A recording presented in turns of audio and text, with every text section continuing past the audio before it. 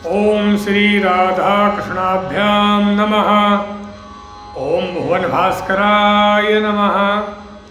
आज ज्योतिष होरा शास्त्र की चर्चा में मैं सूर्यादि ग्रहों से क्या क्या रोग होते हैं इसके बारे में बात करूंगा, क्योंकि आज के परिवेश में यह बहुत ही ज़्यादा महत्वपूर्ण हो गया है। ब्राह्मणों के पास और डॉक्टर के पास व्यक्ति जब ही जाता है जब कोई समस्या उत्पन्न होती है। वस्तुतः आज के परिवेश में ब्राह्मण के पास भी या तो जब घर में बालक का जन्म होता है या जातक को कोई समस्या आ जाती है कि महाराज ये रोग उत्पन्न हो गया है और इसका डॉक्टर से इलाज के द्वारा आराम नहीं मिल रहा है। अब कुंडली पर आप विचार करिए कि क्यों आराम नहीं मिल रहा है, कौन सा ग्रह हमारा उस बीमारी को बढ़ा रहा है। क्योंकि ग्रहों से रोगों का विचार किया जाता है। हमारे वेदों में इतना ज्ञान भरा हुआ है कि उसको हम जितना मत्ते हैं उतना ही निकलता है। वस्तुतः वेदों से ही चरक संहिता की उत्पत्ति हुई है, जिससे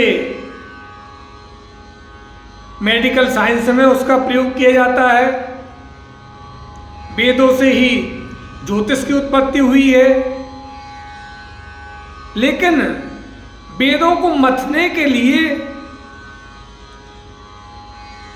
उसको मथने वाला होना चाहिए। बिना गुरु कृपा के यह जानना संभव नहीं हो सकता। तो ये प्रकरण बहुत लंबा है, लेकिन मैं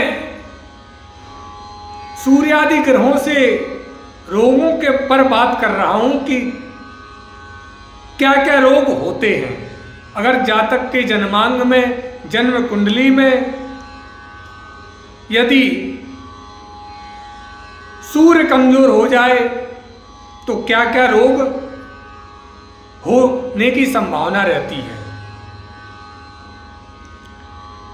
सदाग्नि रोग ज्वर वृद्धि दीप नक्षयाति सारा दिक रोग संकुलम।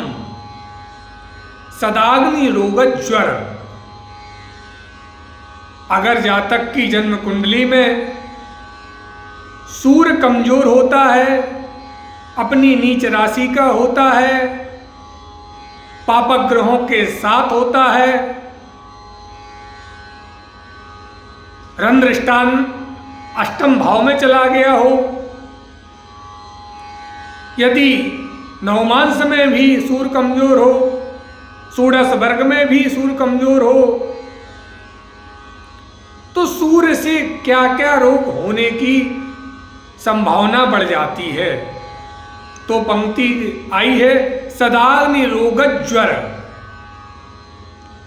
सूर्य से अग्नि रोग। तो मनुष्य के अंदर कौन सी अग्नि होती है? जठराग्नि। हमारे अंदर जठराग्नि पाई जाती है। समुद्र में बड़वानल पाई जाती है और जंगल में दावानल, और मनुष्य के अंदर जठरानल। तो यदि व्यक्ति की कुंडली में सूर्य कमजोर होता है तो उसको अग्नि रोग होता है।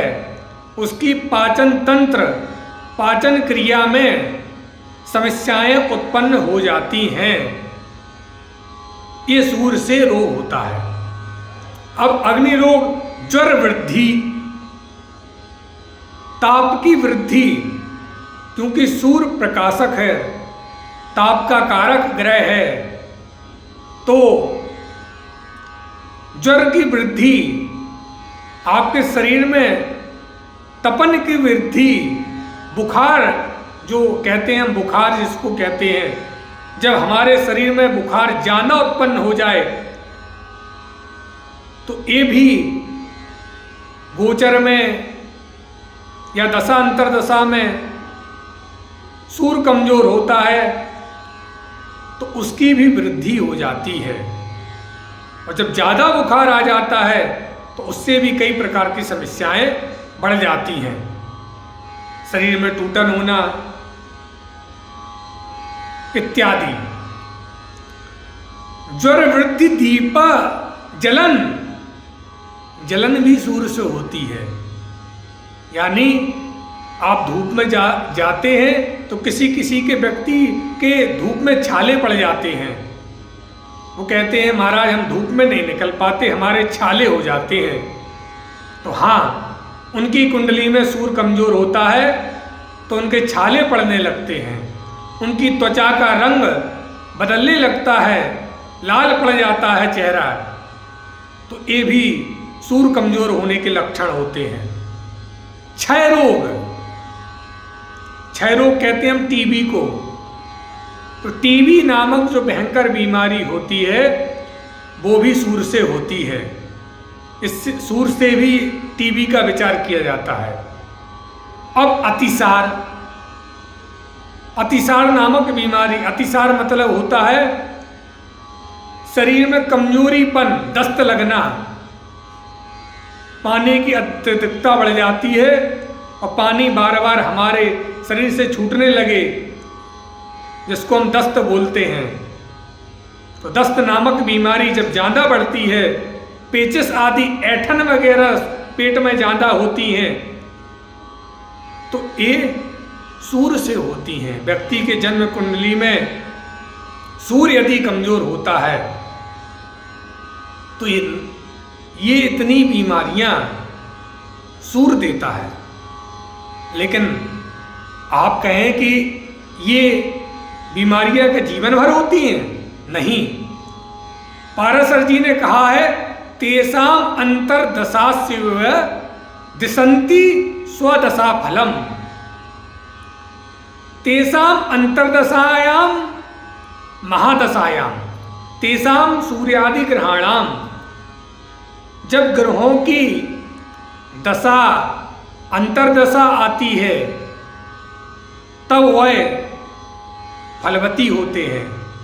तब वह अगर कमजोर होता है तो वह रोगों को देता है या उससे संबंधित बीमारियों को देता है,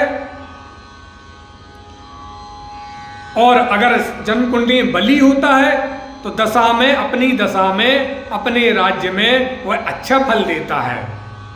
तो आज हमने सूर्य से विचार किया, अब चंद्रमा से क्या क्या रोग होते हैं यह हम अगले वीडियो में आपको बताएंगे। नमः पार्वती पतये, हर हर महादेव।